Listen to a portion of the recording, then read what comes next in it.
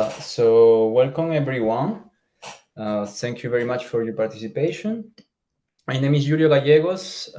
I'm leading the ENAC alumni think tank of air mobility.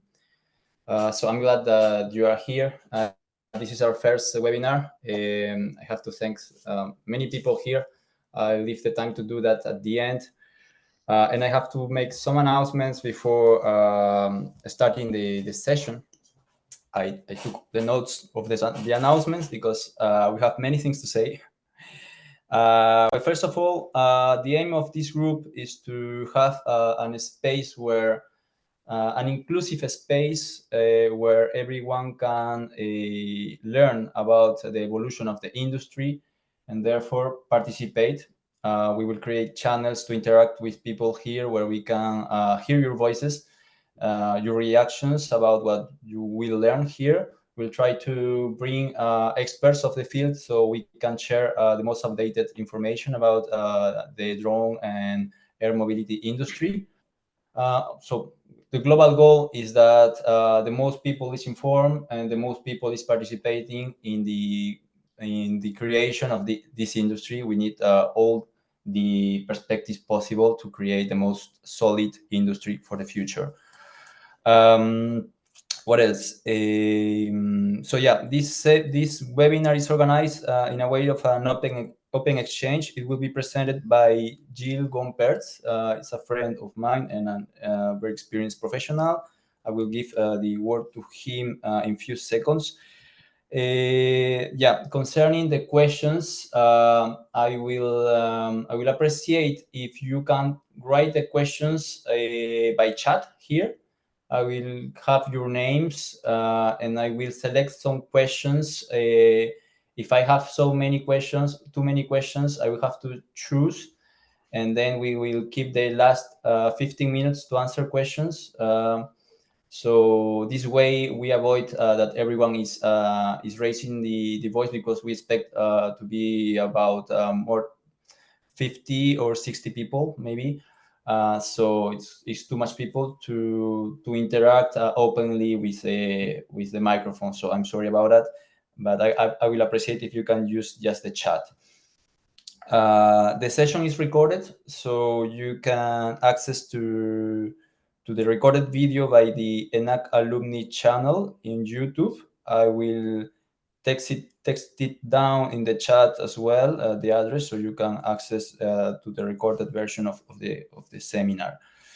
And then I have two little announcements from the part of ENAC alumni organization. Yeah, so there is the event of the ENAC alumni town hall meeting. It's tomorrow, Wednesday 29th at 5 p.m. French hour. So this meeting is open to our current and prospective members with questions, comments, and suggestions about ENAC alumni, careers, diversity, inclusion, continuing education, research, innovation, think tanks, etc. So if you are interested, this is an opportunity to participate.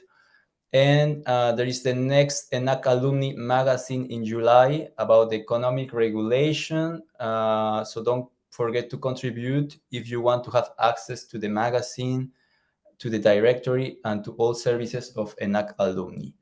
Thanks, Estelle, for that message. So with no further ado, I will leave the stage to Gilles for the next part. Thank you, Giulio. So we could start introducing our two lecturers. The first of them is Patrick AMAR, who was IENAC from '88, then worked for DGAC, and also as advisor of the Minister of Transport, sharing his experience with private sector, working with Air France, with ELAL. Maybe we can ask Patrick now what he's doing within Eurocontrol that could make sense in regards of on this webinar. Thank you, Gilles. Yes, in a few words, within Eurocontrol, we have the Innovation Hub, which is located in Bretigny, as the base is in Brussels, our headquarters.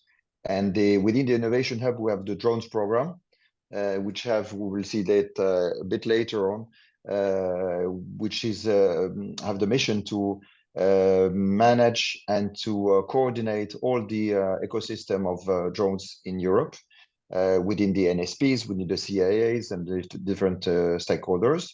First of them is member states. And our goal, we will see that later on, is to try to make this ecosystem go through the future and innovation, and to help integration of drones in the European airspace. This is in a few words. We can see that a bit later on. Thank you, Patrick. And the other person that will try to explain you how it works is Jean-Bernard BOURA. He's also an IENAC ingénieur, a bit younger than Patrick. He worked for Dassault Aviation before becoming a jet pilot, flying Falcon 7X, and going in Malaysia. Jean-Bernard, can you explain us what you are doing now?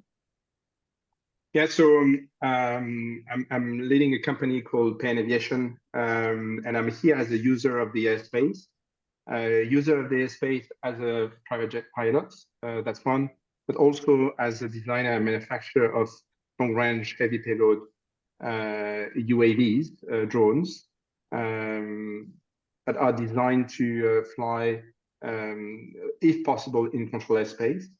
And as a manufacturer, we are always interested in safe and efficient solution for the proper integration of the UAV in the airspace. Thank you, Jean-Bernard. So what's the topic of this webinar? Very simply, I think almost all of us are playing with a DJI drone or equivalent. All of us saw what drone can do in for military purposes. And all of us feel that drones will become something important in air transport quite rapidly. We know there are two important challenges that still face this utilization. One of them is certification, and the other is insertion in the ATC, in the ATS, to be able to fly for long-haul operations and not only under the visibility of the pilot. So that's really the goal of our seminar, to clearly understand how can the drones can be inserted in the air transport system, and how can we match and comply with the various constraints that are linked to that. First, we can try to ask to Patrick, what are the main principles of constraints for the drones, for the UAV to enter in the air traffic system? Okay, thank you, Gilles. Let me just share with you some slides. Is it fine for you? Good. Okay. Just to make another minute to represent the Eurocontrol objective in this European aviation. Our goal as strategy for the drones program within the Eurocontrol is to support European aviation by safely integrating IAS in the airspace. IAS is Innovative Aerial Services, which is the global picture of everything which is in innovation. Drones is part of it, but we have another type of vehicle like regional air mobility. In these challenges, we have the first one is providing technical and operational support to stakeholders. The second one is unlocking challenges through innovation, and that's why we will talk a lot of things about what can be innovation in the future and help to unlock those difficulties that we have today. And of course, to act as a facilitator for the whole ecosystem. This is the whole strategy of the drones program I'm leading. And within the 5 years, we would like to be, and we are working to be a trust center of excellence for innovative air services. What might be the future like? What would be the urban environment, and what will be the constraints that we will have to tackle?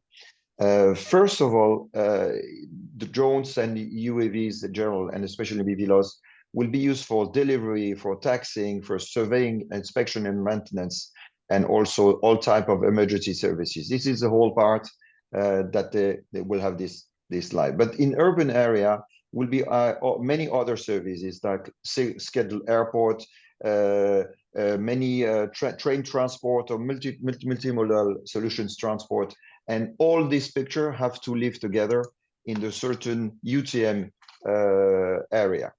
And the main challenges that we will have will be on different phases. The first one will be operational.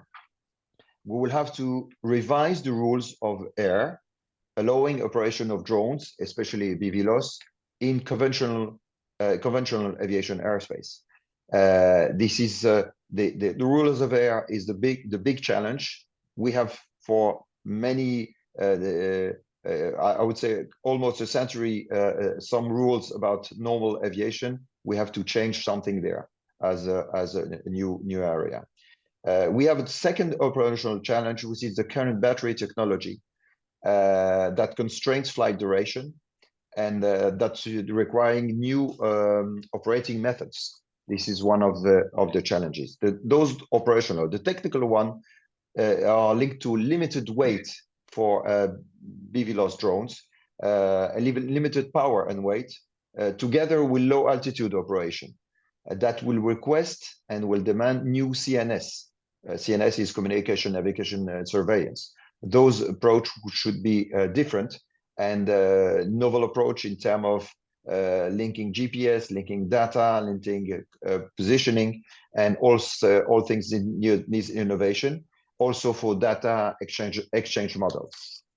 On the regulatory side, we'll have a new paradigm in innovation, and we'll have to manage this in the steep learning curve. And the standard under which regulation usually depends today are still valid for normal operation, but will have to be written for BVLOS operation and nice integration. The last and not least, and that will not be much longer than that, it's the social issues, social acceptance. First of them is the safety approach and the safety risk, air risk and ground risk, the privacy that every individual would have to take care, and of course the environment, noise pollution that will have to take care in integrating. All this make the big challenges for the constraints that UAV will have in ATS. Thank you, Patrick. Jean-Bernard, you are manufacturer of drone, especially of long-haul ones, to be operated in BVLOS, beyond the visual line of sight. That means you really have to address those demands, those constraints. And can you explain us what are the standards of the drone manufacturers to be able to provide some qualities and guarantees that makes people in charge of ATS happy to welcome you? So the manufacturers have actually different strategies depending on the product that they design and depending on where the product is going to be used.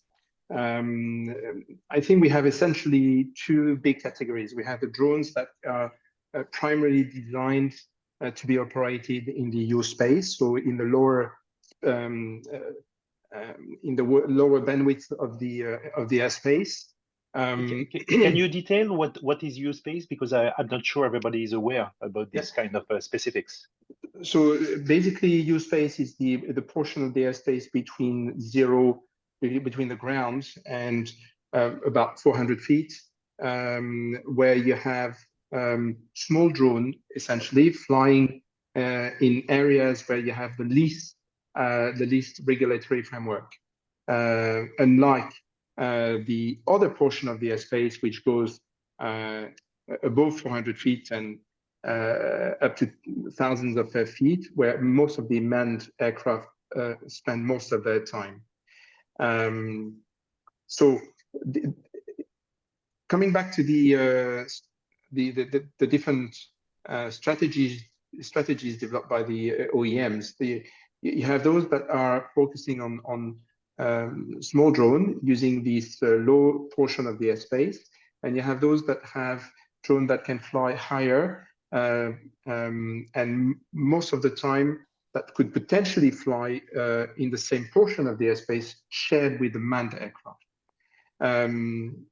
Because for these two types of drones, the regulatory framework is different, and because also the environment is different, the constraints are different, the manufacturers have developed different strategies to address different challenges. There are common points. For instance, tracking is a common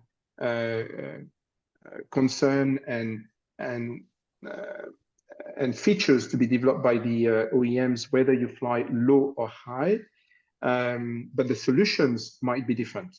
It might be different because when you fly high, you need to be, you can rely on the network of antennas that ATC use, modest antennas, receivers, ADS-B in receivers, whereas when you are very low, you may not be able to connect and to be detected by these receivers. So necessarily, the strategies are different and the solutions are different. So tracking is a common concern. Avoiding collision is another concern from OEMs as well. But here again, with different strategies, when you are in your space, you don't have a predefined norm for the separation and the detection of potential collision between UAVs. We start to have some regulatory framework for ID trackers, but this is really the beginning compared to what we have in control airspace. In control airspace, it's a more mature environment where there are equipment that exists, modest transponders, ADS-Bs, where you have also a system to prevent collisions such as TCAS, and big drones could potentially reuse this equipment. There are also different approach of locating the drone in a 3D environment. Most of the small drones use GPS altitude, whereas when we fly a manned aircraft or when we fly in a higher portion of the airspace, we use barometric altitude. So we see that we have different systems, which also causes different challenges, because when you have the interface between the low portion of the airspace and the high portion of the airspace, the fact that the drone are using different references to for their altitude can create potential risk as well. So coming back to, in summary, the OEMs that develop drones that can fly in control airspace or higher portion of airspace tend to go with solutions that are existing for manned aircraft and tend to tweak them to the particular case of drone operation, whereas those that develop drones that fly low tends to come up with their own solutions to compensate either for the lack of regulation and or because the environment is simply different. Thank you, Jean-Bernard. Patrick, you explained us what are the general matters to take care for drones for ATS, but could you detail a bit what is planned for by Eurocontrol in Europe area? Because we can imagine is one of the most demanding or the most demanding area in the world due to the quality of our regulation and the quantity of flights to control.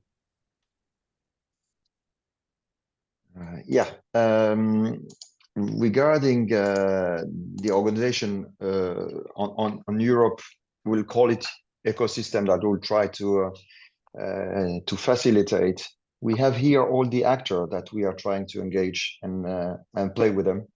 Of course, Eurocontrol is a facilitator within those players. I would just mention them and select some of them to show what we are dealing with them in the European ATS. Of course, the Commission is subsidizing many research projects. On the regulation side, ESI is working very closely with us to define the right regulation for the future drones and BVLOS. HGU, which is CESAR joint and unit, is trying to also to launch all research projects. And we have the military. We are working very closely with the military organization and especially the European Defense Agency to coordinate also the use of airspace for them. The manufacturer, we have one of the representatives here, and the member states, which is a very big players with the NASPs regarding all the managing of airspace and designing of airspace for drones. We're talking today with U-Space, and we'll see later on, we'll talk about UTM and ATM. And of course, international organizations like ICAC and ICAO that we are trying also to first to coordinate, but also to be influenced there in order to put the right energy. The last player that we should not forget is the cities. The cities where they are usually outside the picture when we're talking about aviation. But here, as soon as we talk about drones, and especially in urban areas, the cities are a big player, and we try to put them in a picture as a stakeholders in order to identify their constraints, but also that we understand the aviation, globally speaking, constraints in this ecosystem. The role of Eurocontrol in this picture is to very completely to manage the safety in terms of air risk and ground risk. We are trying to make to gather as much possible data from all test centers in Europe. We have here a test center near us in Bretigny, but we have another 25 of them in Europe that we are coordinating and gathering the data in a data hub. We are building here a simulator to help the member states and the EASA to simulate some configuration of airspace and how we do manage the type of drones, the number of drones, and with their characteristics. And in the future, we hope to have also an integrated simulator that will combine the data for flight from manned aviation and unmanned aviation. And we start already to do this with helicopter and drones, and very closely we'll do that also with commercial traffic. Those simulators will help to identify of course, the air risk in terms of using of airspace, but also the constraints in terms of communication, of precision of navigation, and having the right data in order to secure this airspace. Thank you for the big picture you brought, Patrick and Jean-Bernard on this topic. I think we see better what are the key constraints and the key challenges. Now, if it feels clear that for BVLOS drone, the recreational drones will never be consistent enough to go in such area. But we already have another customer, let's say, it's military drones that are already flying. Do you think the military drones can be welcomed in European ATS quite easily, or is it already a challenge because they are so specific with their activity that is not so true? This is a very good question, because usually we have the culture of separating military and civil operations and aircraft in our airspace. First of all, Eurocontrol is managing the airspace with military organization and civil aviation organization. That's one of the strengths we have, because our partner are both military and civil side. On the other side, when we're talking with the military organization, especially the Aerospace Defense Agency, we are sharing main things together and having in the future towards the future to have the integrate airspace working for drones, civil drones and military drones. As of today, of course, as you said, they are more heavy and they are more equipped, because this is not the type of drones that civil manufacturer or operator are using. They are much more heavy, and they can be equipped with much more efficient equipment, and most of them are IFR equipped. And I know also that they operated some IFR flights by remote piloting, and they behave with the controller as it was a commercial IFR aircraft, with no difference for the controller. This has been in place, but as of today, we don't have the full, of course, the full integration in civil aerospace, but we are working on it. The military, of course, to make it very, very simple. I'm not talking about military action in a deported or in long places. I'm just talking about surveillance area or surveillance approach in the specific zones, military zones in Europe. They would like to have drones flying overhead at high altitude for a long period. Of course, it will be most of the time interfering with civil aviation. And this is the reason why we will have to tackle the same issues of detecting, of avoiding, of positioning and controlling those drones in the future ATM. That's the challenge. Thank you, Patrick. Jean-Bernard, you are manufacturing smaller civilian drones. Do you think you will be able to cope with the standard that has been installed by the military drones those days? Or is it your goal to cope with those standards?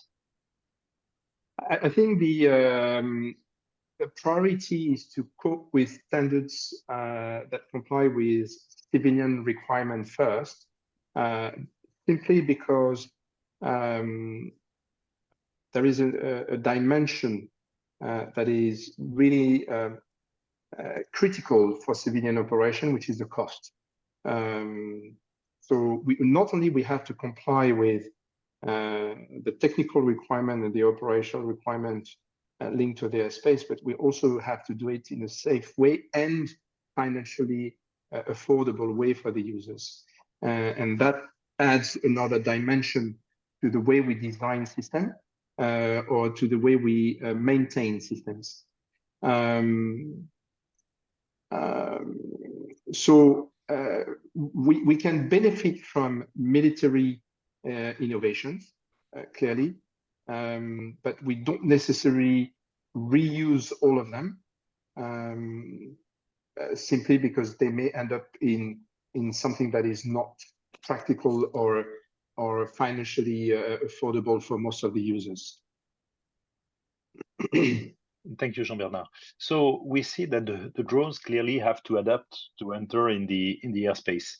But on the other way, shall the ATS change to accept the drones? Patrick, do you have to change something in the air traffic system to welcome the drone and to create this mix between the manned and unmanned aircraft? Let me try to share just one last slide with you guys. That will be able to have an overlook, an overview of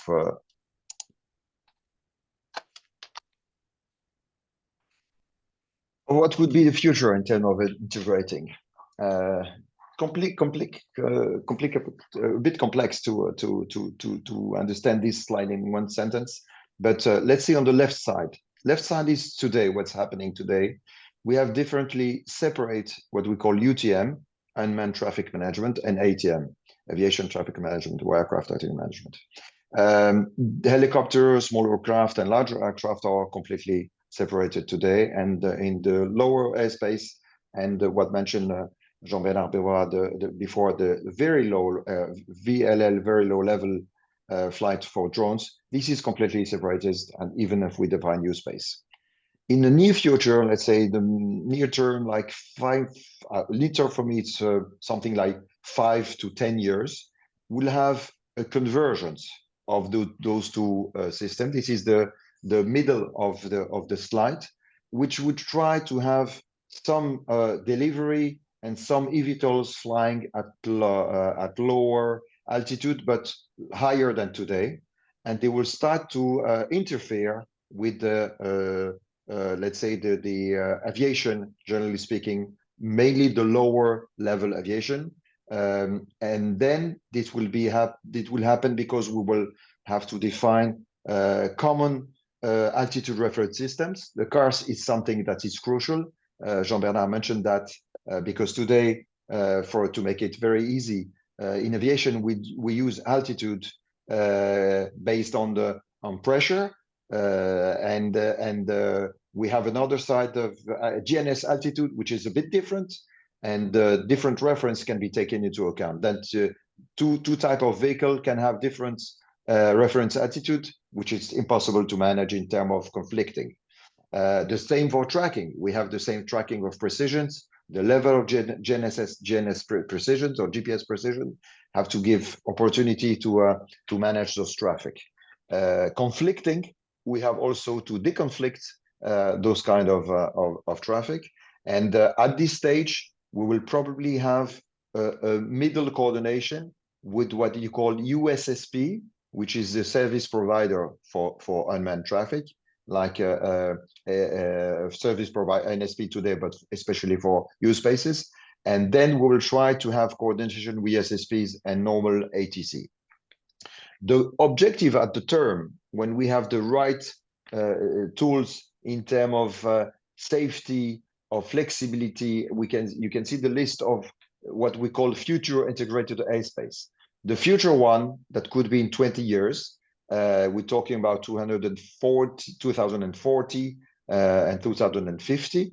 We'll have a future integrated airspace completely integrated with all BVLOS flight like commercial aviation, but we'll have to be interoperable and compatible, reliable, open services, very important, that we will manage the fair accessibility to the airspace, cost effective, of course, for operators, and flight and performance standards and flight efficiency. This is all the requests that we'll have to define and to fine tune in order to have the integrated airspace. Then yes, the ATS will get the evolution within the time, but it's important to know it's as you probably know if you are in the aviation, that ATS revolution takes some time, 10 to 20 years. It's a very long process, and we can see that the last implementation of innovation in airspace for free flow, all those kind of things, or direct routing, it's innovation that's already started 10 or 15 years ago to be in the research, and it takes time to be implemented. That's the how can be in the near future and long-term future integrated airspace. So you gave us both of you gave us a quite technical view of the system. Let's try to flip a bit and to try to dream and to see what could be the drones that we will see flying in European airspace in the next years. What drone should it be, and when? Can you try to address on a dreamy way this question, and to let you know what you have in head, what you hope, what you are afraid with, both of you? Do I leave the floor first to Jean-Bernard, and then I will? Yeah, I can start first if you want. Because I can be long on this subject. Well, I think that the first revolution we're going through actually in aviation is first the VTOL revolution.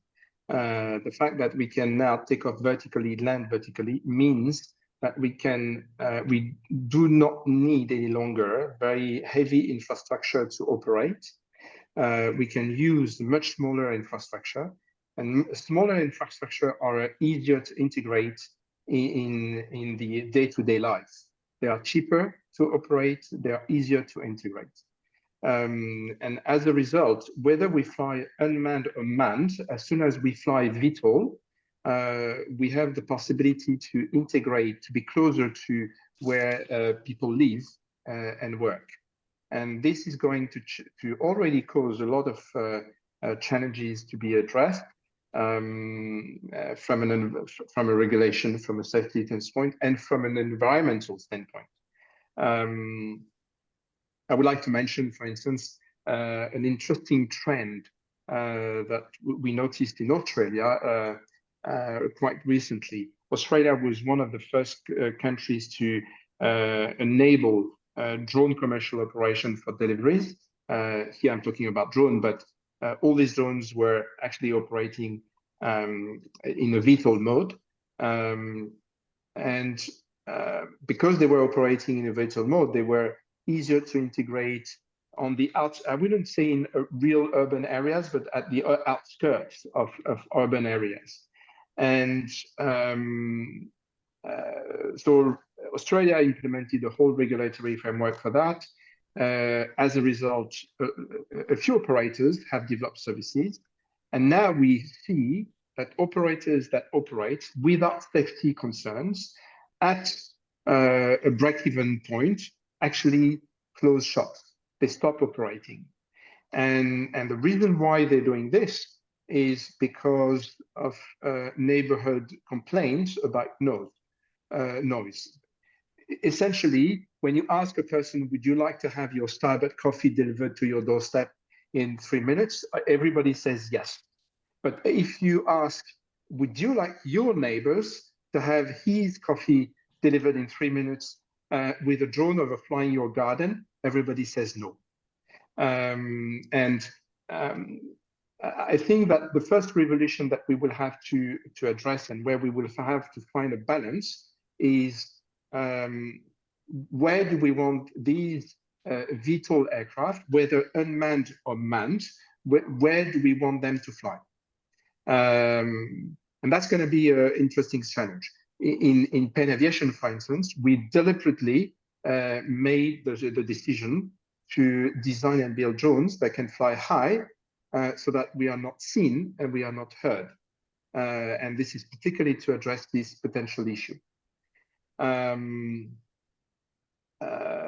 So the dream is having aircraft, whether manned or unmanned, that can use very simple infrastructure through VTOL capabilities, but that do not generate nuisance that can stop the growth of the business. So that's the first dream. The second dream is to make the transportation of goods or people at a cost and at a footprint that is nowhere seen as of today. And I think this is now particularly the dream for unmanned aircraft. I think that there is an opportunity to design systems, and by system I mean the flying part and the ground part, that can provide a transportation service at an equivalent level of safety as what we have today with manned aircraft, but at a cost which is most probably 10%, 15% of what it costs today to transport goods. And I think this is the next dreams of a lot of drone manufacturers, to be able to design a system that can integrate the day-to-day life in a closer proximity to what manned aircraft can do, but without causing nuisance and at a cost that will open doors to new business opportunities. Obviously, all this will have to be defined and designed in collaboration with all the stakeholders. And one of the challenge, a very specific challenge that drone manufacturers have to anticipate is that these stakeholders are not limited to traditional aviation stakeholders. I think we need to work closer with communities so that the end product that we design can be accepted more easily, faster, with a low rejection rate compared to what we have seen in the past or in the recent years, I would say. Thank you, Jean-Bernard. So we understand that your dream is to be light and cost effective. Patrick, are you dreaming a bit more? I will start to make first to share with the people here my feelings about what happened those last years, and the expectation that a lot of had from regarding especially eVTOL. 10 years ago, when I was in DGIC, the people already thought that within 2 years we'll have delivery of drones and eVTOLs flying anywhere in Europe. Even today, it will not happen tomorrow. We can see the difficulty that to implement the volocopter tests within the Olympics this summer. It will be only some small tests that will happen, and a lot of communication regarding that. Unfortunately, we face just with little picture all the challenges and constraints that we have to tackle. To make it more positive and more optimistic, on the short term, what we are already using this year, next year, with the very short term, it will be implemented a lot of what I will call public service operations. Everything which is linked to public, like police surveillance, military, frontier, all of kind of things that can be really easily explained and demonstrated. This will expand very quickly in the short term, and of course using all kind of space, and especially using. We have a very good example. I will take this example in a few seconds. Using the G space above the low space. But G space, non-controlled airspace, and we have an operator called the EMSA, which is the Maritime European Safety Organization, like EASA, but for maritime. And already for more than 7 years, they are using BVLOS drones to survey, to control all the big maritime area all around Europe. They have in the north, they have in the south, in Mediterranean, in Atlantic. In every big seas, they have maritime surveillance that are controlling all the ships and all the maritime navigation there. And those aircraft, those drones are flying BVLOS. Those drones are flying in G space, low altitude, but not very low. And there's a lot of questions. We are trying to face them. They are facing them with every member states. It's very difficult to implement. They have between 6 months and a year in order to organize and to define the right operation process in those areas. But that's just an illustration. What's going to happen? Another big example is all the drones who are giving safe positioning in mountains, in forests for fire detection, in beaches for supporting all kind of accident happen within the beaches in the coasts, and this kind of service, it will be very quickly implemented. The second step is the delivery. We will have also a lot of delivery, technical one, industry one made that will work.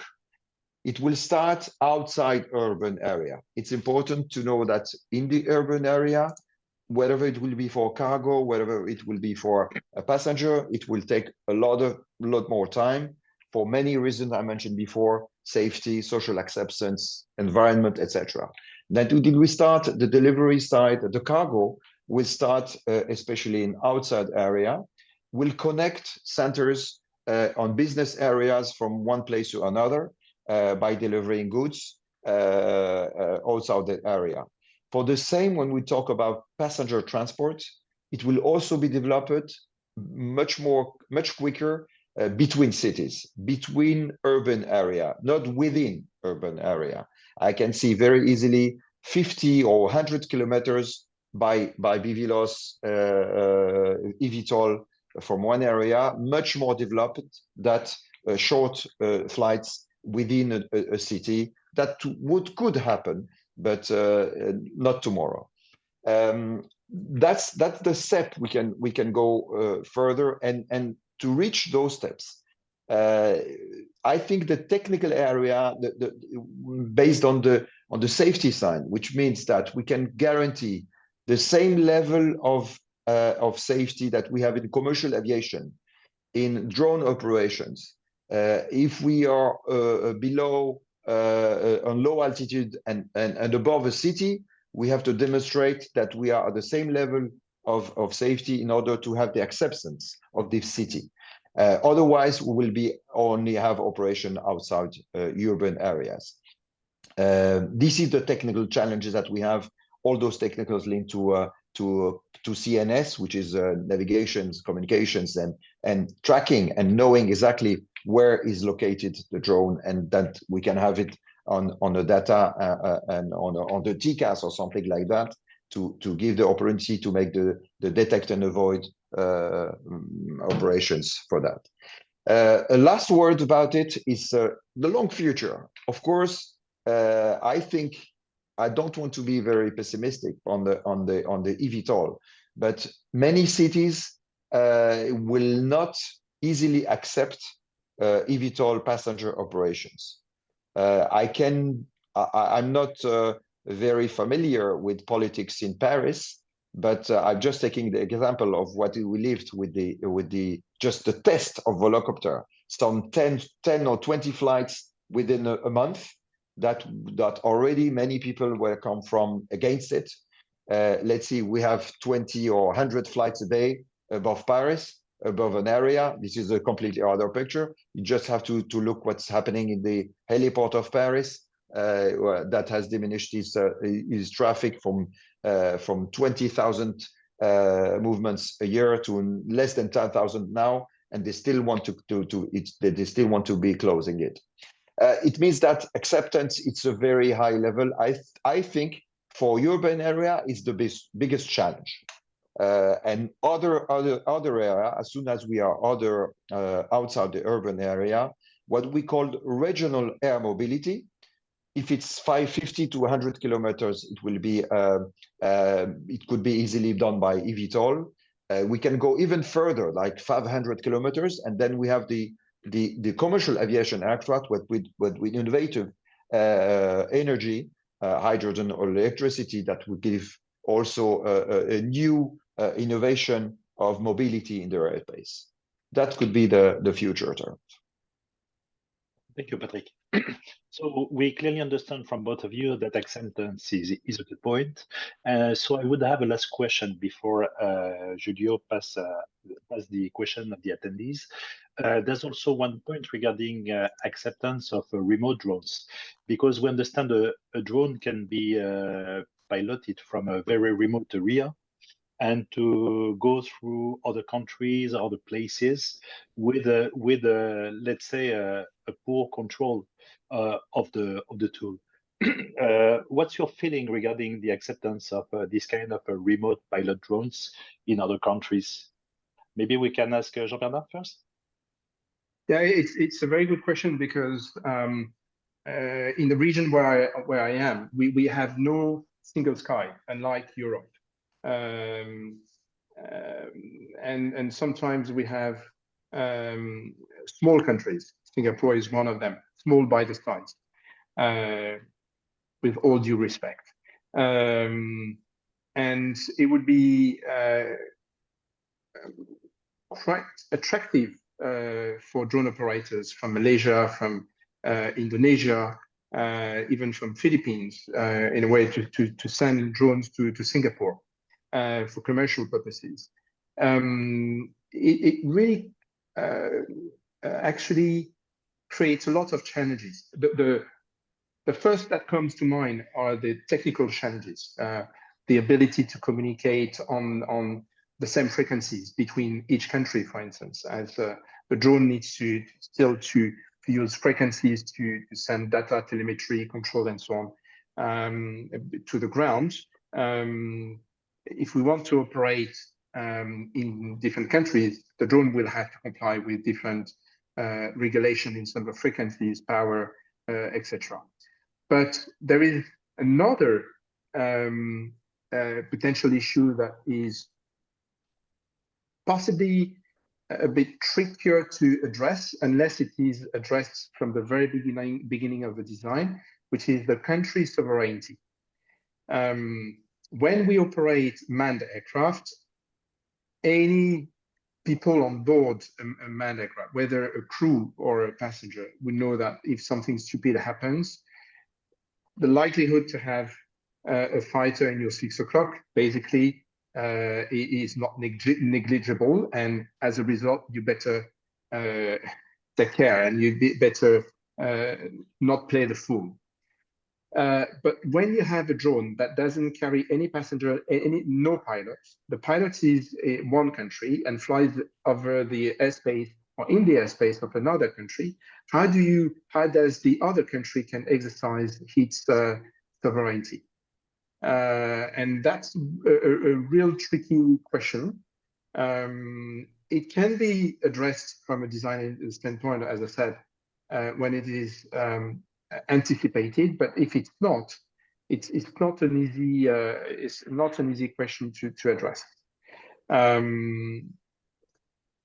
I'm not sure, and Patrick would be in a better position to address that. I'm not sure Europe would face similar issues because of the single sky concept, but that's something we can definitely see in other parts of the world. Patrick? Yeah, thank you for giving the floor. Of course, this is not an easy question or easy answer, but two things. First, the sovereignty of the states even happen if we have in Europe a single airspace. We still have the issue of military defense and operations, and having drones operated from Belgium that will cross the frontier and go North France without any flight plan or this kind of things would be not easy to manage. This is a cool question. I think today that most of the experience we have with aviation, the aviation rule that we have today, the starting point will be the base of application. It means that as soon as we have to cross frontier, we should have a flight plan, we should have a designated route, and we should know where we go, from where we go, and to designate and to know exactly who is the operator. Probably some acknowledge or authorization. I don't know, it would be a PPR, something like that, before the flight, but something like a PPR could be an answer to the question regarding cross-boarding drones operations. But it would not be easy to implement because, again, sometimes we'll have low altitude drones who will not be recognized or identified, and we could happen something. But anyway, if we intercept them, it will be less crucial that intercepting large commercial aircraft. But I think this is an issue we have to tackle. But I don't think it will be really something complex or that will create a challenge to overcome, because in the beginning we will just use the rules of the air and the rules of that we are implementing for aviation today, and especially I'm talking about general aviation and not commercial aviation, because this is a much more organized. But for general aviation, when an aircraft goes from one place to another place in Europe, on either crossing a border, there's some constraints and some rules, and we very probably start with that, probably adding some precaution like a PPR before the flight. Thank you, Patrick. Giulio, you could maybe introduce some attendees' questions. Yes, thank you, Gilles, and thanks to all the participants that sent the messages. I see we have plenty of reactions, even some discussions already between the participants. I will first of all focus on the questions, and then the other messages. If we have time, we can react to them. And already, sorry, we will have to steal some more of your time. We plan for this meeting to have to last 1 hour. It's gonna be a little bit more. I hope you can stay a little bit further. So let's go with the questions. A question from Oscar Saavedra from DGAC Peru. This means that this aircraft will be flying on non-controlled airspace near term, what challenges do we face based on a visual separation? I think he's talking about the diagram that you showed, Patrick, of the different the evolution in different terms of time of the integration of the airspace. I don't know if the question makes sense to you. Not yet. If you can just repeat, because it was not complete for me. This means that this aircraft will be flying on non-controlled airspace near term. What challenges do we have? What challenges do we face based on a visual separation? Yes, of course. The challenges are big because the detect and avoid, when we are in VFR conditions for aircraft, we know what means detect and avoid, because it's visual detections and then avoiding.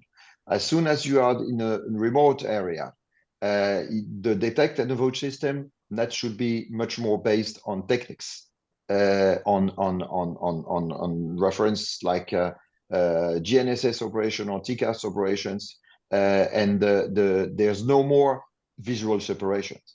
The separation will be manually managed, automatically managed by the systems.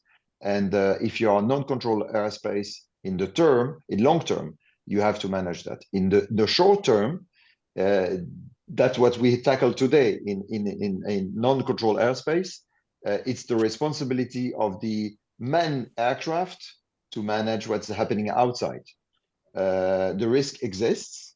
We minimize this risk, putting the drones in very low altitude, mentioning less than 500 feet, because usually, except helicopter, I can mention one word about that, but except helicopters and other type of these aircraft, most of them fly over 500 feet, and then we don't have normal operations of drones, except in certain area, normal operation of drones in this area in non-controlled airspace. But then the big issue that we have to tackle is helicopters, because helicopters can operate approach outside airport, outside control area, and land and approach to 0 feet, landing on ground. And then the risk exists for helicopter between this low level altitude. And this is a challenge that we have to manage, which is most of helicopter pilots have today. And probably NOTAMs and data requested on board will help to increase the number of drones. But today is very few of them, and very light of them. Heavy drones will not get this authorization low altitude. I would like to add maybe a comment on this. I don't know whether this would apply to everywhere, but in our region, we see that from a risk perspective, even if we fly in non-controlled airspace where we have non-comparative traffic, which is a risk, the highest risk is actually not the aircraft. The higher risk is the birds. And if we talk about ground risk, in terms of having a collision between a drone and a bird, resulting in the inability of the drone to be controlled, and therefore crashing on the ground, from our experience, the highest probability is actually the bird. And when you fly higher, you reduce this probability. But that's something that we'll have from a separation. We, as aviators, when we hear separation, we think separation between aircraft, but we may have to include in the risk assessment and the technology separation with other users of the airspace, which are the birds themselves. Something to be considered. Just for the fun of it, we even tested bird repellent system on board our drone to decrease the risk. I don't know whether it was successful. We never had a collision. We had a lot of birds flying around us, but no collision so far. in terms of another challenge also to be addressed in terms of visual separation,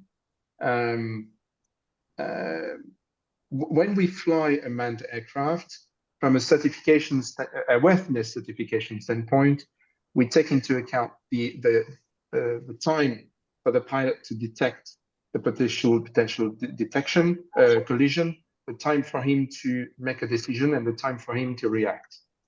And this equals to a few seconds. But if we do the same for manned aircraft, for unmanned aircraft, sorry, we have to add to this the latency of communication, plus the fact that you have a not so clear situational awareness when you are in the ground compared to when you are in the plane and you can look around. And this may lead to very extensive lead time where nothing is really done before you actually anticipate or avoid the problem.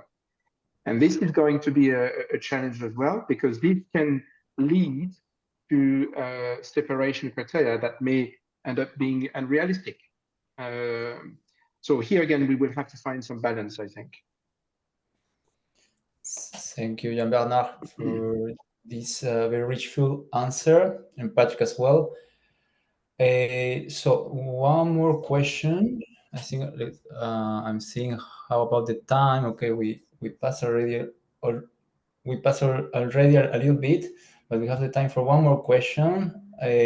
So I think this is interesting. Who will pay for UTM services? So some inputs from your side, from the economic perspective, if you can contribute.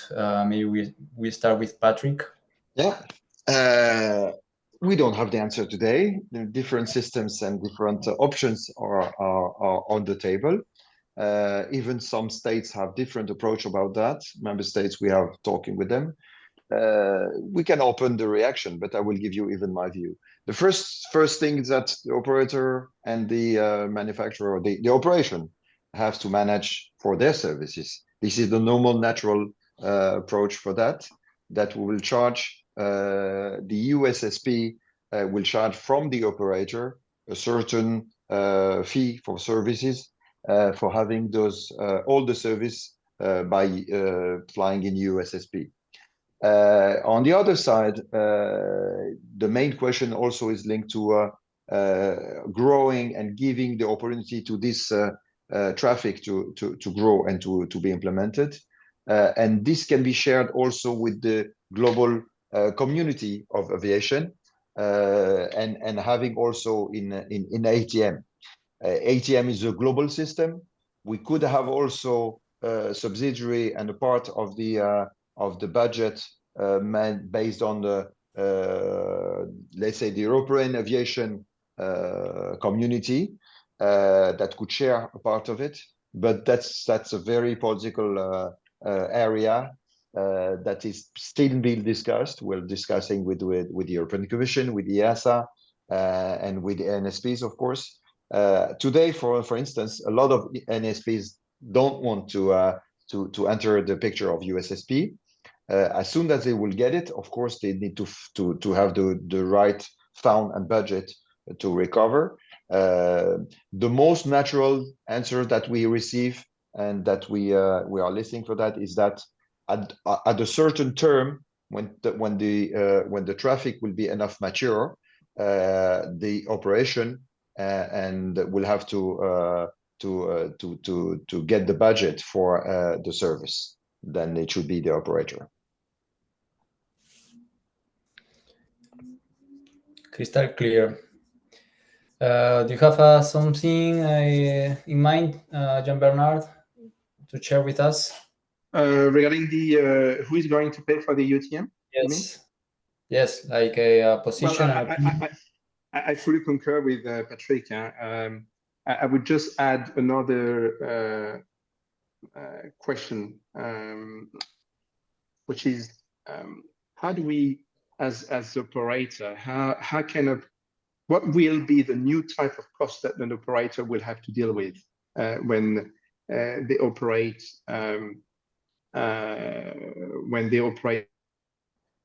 just a bit of food for thought.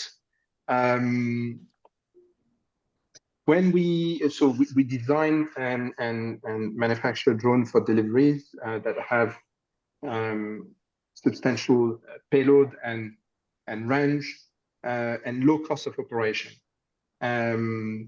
But for certification purposes, we need to have redundant telecommunication system, data link system.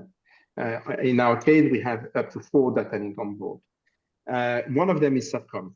And we've seen that when we have run some cash flow scenarios for DHL, one of our customers, we said, for any hour of flight you were flying, if you had to use a SATCOM for 7 minutes within this hour of flight, you actually double your cost of operation. That's not something that we are used to in manned aircraft. We operate private jet, we are not used to that, even though SATCOM can be very expensive. So that's one. Another thing in terms of cost is who is going to bear the cost of the infrastructure that will bring the drone closer to the day-to-day life, the vertiport, the drone port, so all these type of things, the charging dock station and so on. They have to be put somewhere, and they have a cost, the cost of manufacturing, the cost of maintenance, but they are also using a piece of land. And who is going to pay for that? And who is going to be remunerated for that? So long story short, I think that there are interesting times ahead of us where we're going to see the whole landscape of the different stakeholders that were used to make money out of the operation in a broad perspective, not only from an airline perspective, but from a ground handling, airport, airspace user, and so on. All these stakeholders will see their, I believe, they will see the landscape changing, and there will be new opportunities as well. Thanks, Jean-Bernard, for your contribution. I stay with the image that a new economic model is in development. So we are facing different challenges from that perspective too. So I'm gonna close. We already passed from the planned time. I don't want to steal more time from you and from all the participants and the exhibitors. So thank you very much, Gilles. Before that, maybe just asking to Jean-Bernard, to you, and to Patrick, 3 words to define the future of drones. 3 words, please.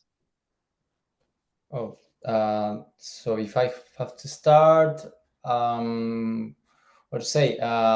For me, safe is the first word that comes to my mind.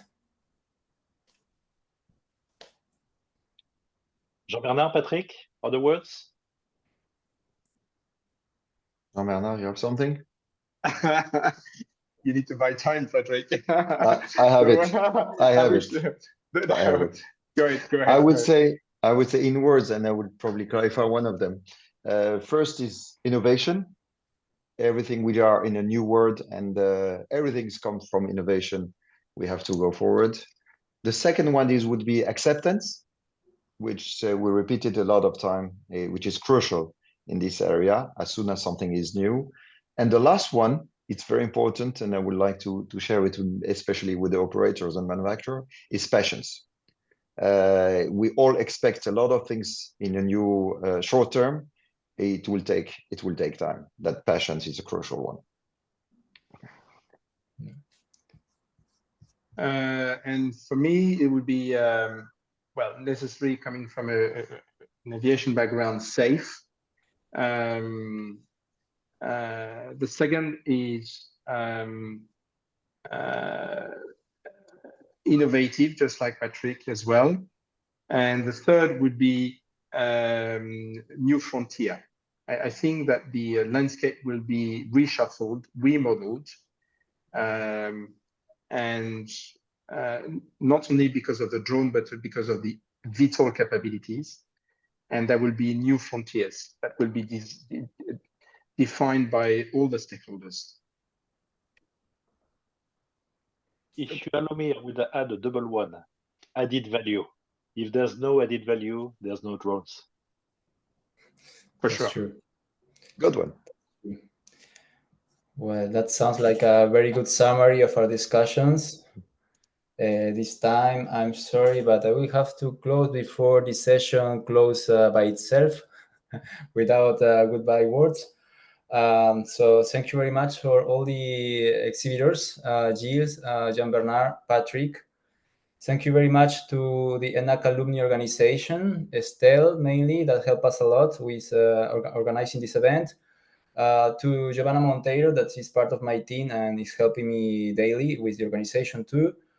All the attendees for your attention, your contribution with the questions, yes, your participation, and I hope you will keep participating and you found this interesting. I have some more words to say. Yeah, so you will find the recorded version of this on the YouTube channel of ENAC alumni. We couldn't answer all your questions, and I'm sorry about that, but I have a solution for that. I created a air mobility think tank LinkedIn group that you can join. I sent the link by the chat. You can freely join and interact with us and with the exhibitors and all the members that are into the group about these questions that are really, really interesting and a source of a lot of debate. So the debate is not over. We can keep exchanging by LinkedIn. Yeah, we have other things planned for the year, other webinars, one more in June, and we have something planned for the État de l'Air as well in October. So stay connected with us. More events will come with good content. So that's it. I don't know if the exhibitors have a word to say to the attendees. Just goodbye words or something else, another message. The floor is yours. Thank you is enough. Well, so Estelle, we can close the session whenever you want, and thank you again to everyone. Bye-bye. Thank you all. Bye. Have a good day. Have a good evening. Good evening, Thank everyone. you. Bye-bye. Bye. Bye-bye.